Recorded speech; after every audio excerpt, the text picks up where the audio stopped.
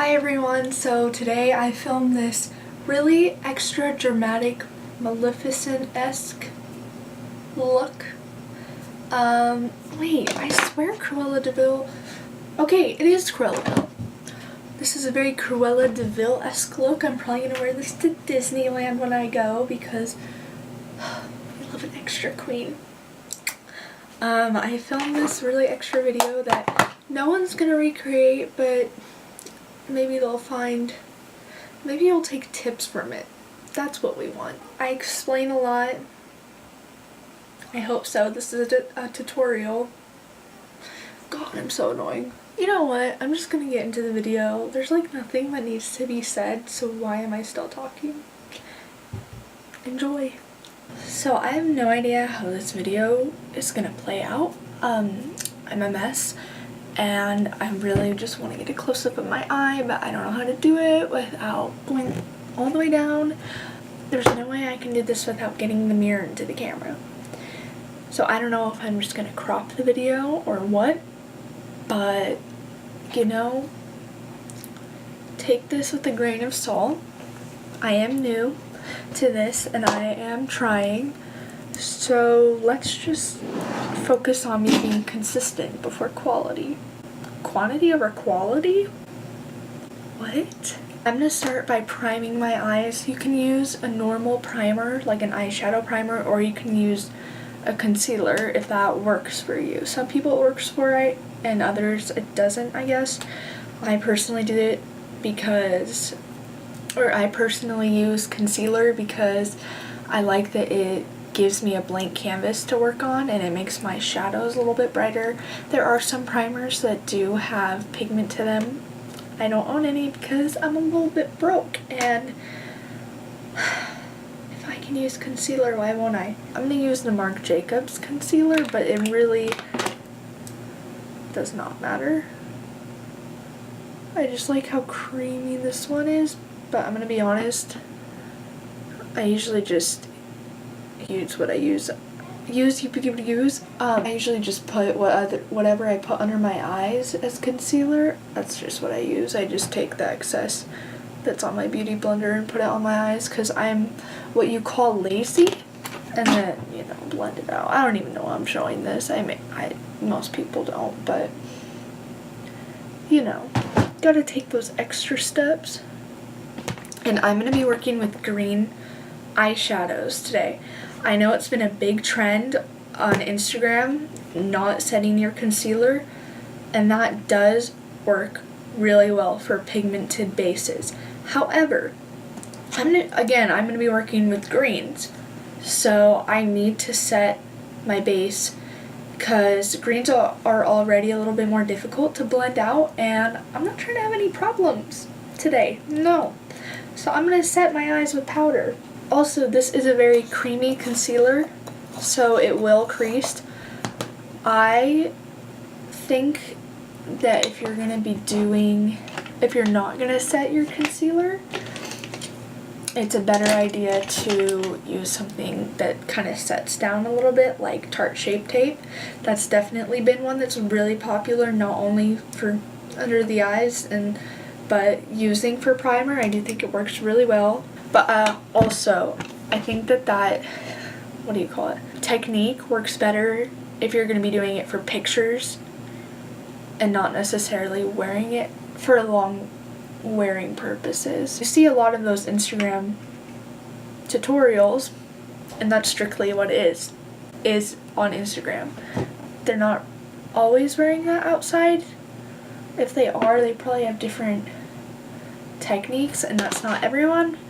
I'm the same way. My makeup is different for Instagram because photography is different, but that was a rant that I don't even know if I'll include. For this look, I'm going to be using the Kat Von D Shade Light Eye Quad in the shade Sage. I'm going to take the shade Base on a big fluffy brush and use that as my transition shade.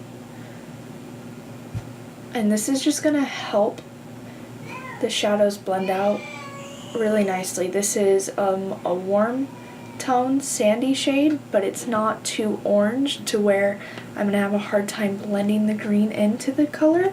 Then I'm gonna take a darker version of that color. This one, don't know what it's called, there's no name to it. This is a beauty control palette. My friend's mom gave this to me. I'm gonna take that on a MAC 217 and just focus that just a little bit lower. You'll really notice that I focus on making sure the blending process is going to be as simple as possible, and with that, that's going to come with a lot of layering and building. Some shadows, I can just slap them on, blend them out, and leave. Others, with colors like these, I do really want to make sure I'm taking my time, and that's why I don't use these shades very often, though I love them, because I am the type of person that procrastinates and I always wait till the last minute to do everything, so I never have time to wear these kind of colors. But I think if done right, they're absolutely stunning and I love it, and they're so flattering and such an easy way to wear dark colors. And now I'm gonna take this more cool toned, this more cool tone shade. This is the detail shade. So I'm going to take that for just a little bit lower, right before we go into the green. Still a little bit nervous about that.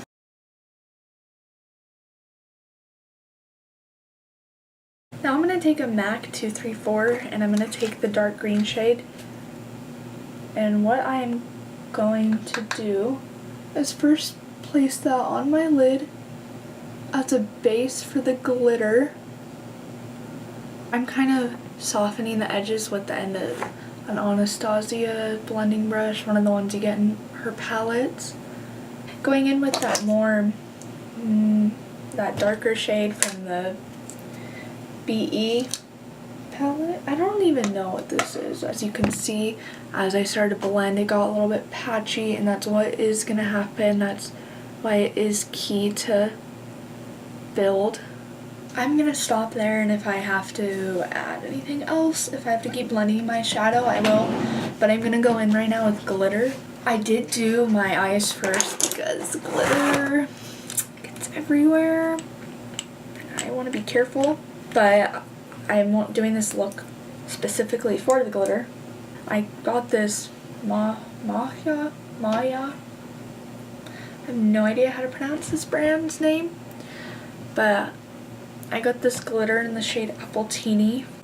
I'm going to be using lash glue because I don't have a glitter glue at the moment, and it works pretty much the same. I guess I'll just kind of stamp some of it on and then tap it out with my finger. I don't know. Then I'm going to spray my brush with a setting spray just so the glitter sticks to it. And I'm going to press and kind of hold for a second. Oh, that's a lot more lime than I thought it would be. So, you know, we have a good amount of glitter on. Nani! Who's there? Who? Who's there? I don't know you. Who are you? Mama. But Ronnie. Oh, Mama. I'm gonna do eyeliner just a little bit, just because I'm gonna wear falsies, so I need to add a line. I'm gonna take a pencil brush and pack that green shade on the outside. I feel like Cruella de Vil. Is she the one with green eyeshadow? I hate that this eye is not even. I cleaned up my fallout, I applied my lashes, mascara and everything. I feel like these lashes are perfect for this look because they hide the fact that I totally messed up on it.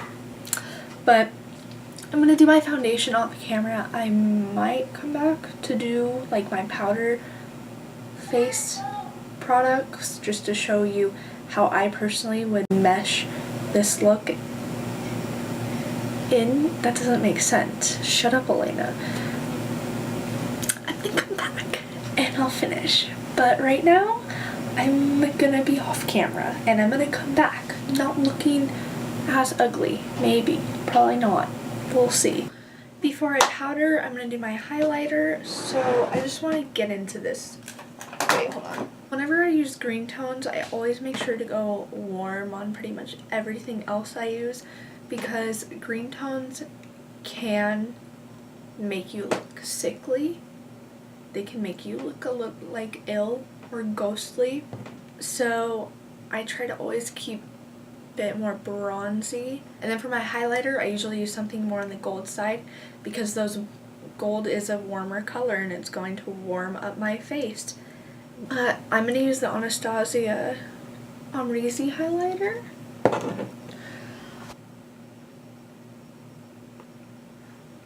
Oh no. Don't like that.